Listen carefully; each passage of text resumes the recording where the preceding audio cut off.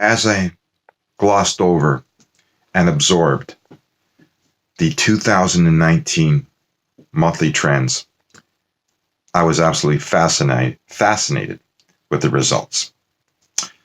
As predicted, demand kept outpacing supply. In fact, for the year, monthly average prices rose over $32,000, $32,124 to be exact, to $819,544. Now, that represented 4.08% for the year. So much for stability. Now, let's do the math on that. In addition, let's take a look at the sales. Sales were up 13.2% to 88,223 for the year. So definitely it was a bounce back year. It was a lot better than 2018. And it was also just slightly under 2017. Remember 2017? That's when the government stepped in and says, hey, things are overheated. We're going to take care of business. We're going to put on these restrictive B20 stress rules, and that'll really slow down the market. Did it have an impact? Yes, it did. However, what you can't stop is the people's desire to want to live in their own homes. And given that the net population increase of the Greater Toronto Area is over 100,000 people, and they can't build enough units to accommodate that, they build like circa 35,000. So with 2.2 people per household, there's going to be a gap. That gap's going to continue to increase. Yeah, and there's a lot of talk about housing affordable initiatives. Let's take a look at the results, though. Actions speak louder than words. What has the government done to increase the supply? The answer is very little. So, what's going to happen next year? Here's what's going to happen. Things are going to continue in the same trend because these people keep coming. They need a place to live. And guess what? That's why you're seeing the pressure.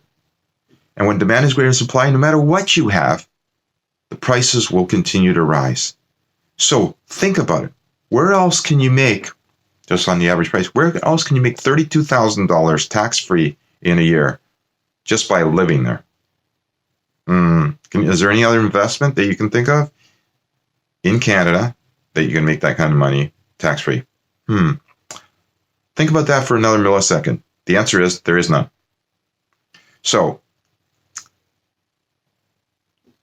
what I see wise buyers doing is they're going out, they're getting pre-qualified with reliable sources, they're working with savvy real estate investors and savvy real estate developers and savvy real estate realtors. And they're taking a lot of action. And they're benefiting, and so are their families. So I urge you to get on a plane, get in the game, and acquire your first principal residence. That's the best investment any Canadian can make. Because guess what? Next year, the landscape is even stronger. The reason I say that is because the months of November and December had the highest absorption rate, the second highest absorption rate. There was only in November, December of 2016 was the absorption rate higher. And we saw what happened in the spring of 2017. And basically, this is lining up to be exactly the same. So, you heard it here first. I would run out and acquire properties. And don't let the cosmetics get in the way, because cosmetics can be changed. And that's going to definitely boost your net worth and your freedom. For more, contact us today. Call, email, or text us. We're always happy to help. Have a prosperous 2020. Thank you.